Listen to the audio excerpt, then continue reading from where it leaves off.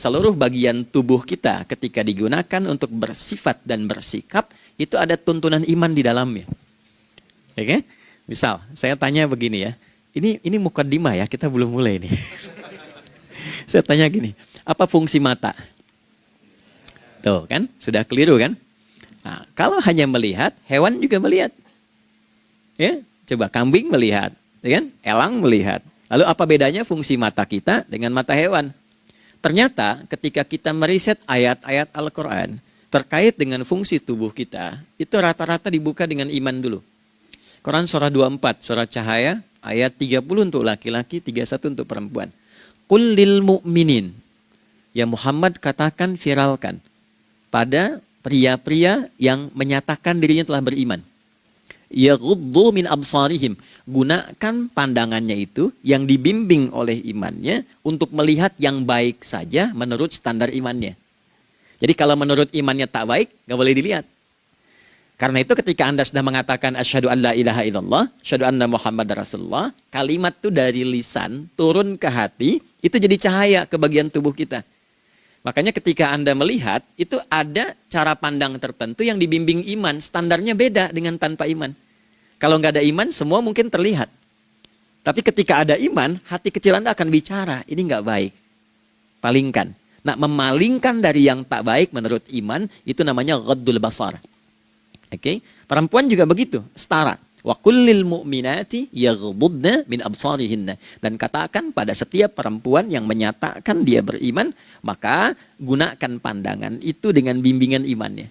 Ketika tak baik menurut imannya, palingkan. Ya, Anda lihat kajian di YouTube, terus ada iklan kan? Terus menurut standar iman nggak bagus, itu otomatis akan nggak suka itu. Ya, pasti dipalingkan.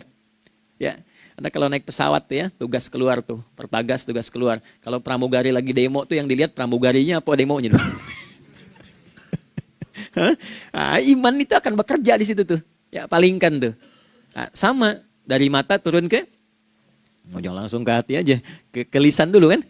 Ya, ke mulut kan? Itu mulut tuh ketika digunakan fungsinya, imannya disebut dulu. Ya, Quran surah 49 ayat 11 misalnya. Ya ayyuhalladzina amanu, imannya dulu. La yaskhar qaumin qaum. Ayat 12-nya la yaghtab ba'dukum ba'dha.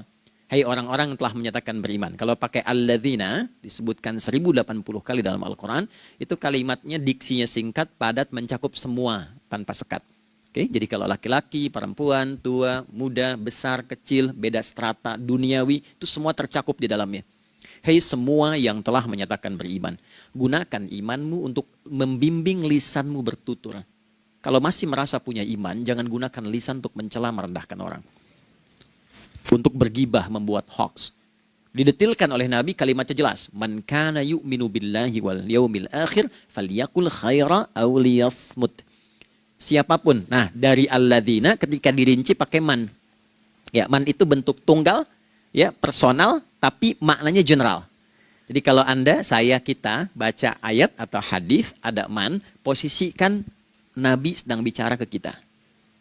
Ya, hei Adi Hidayat, posisikan Nabi bilang gitu tuh. Kalau engkau merasa beriman sama Allah dan yakin dihisab di hari kiamat, jaga lisanmu.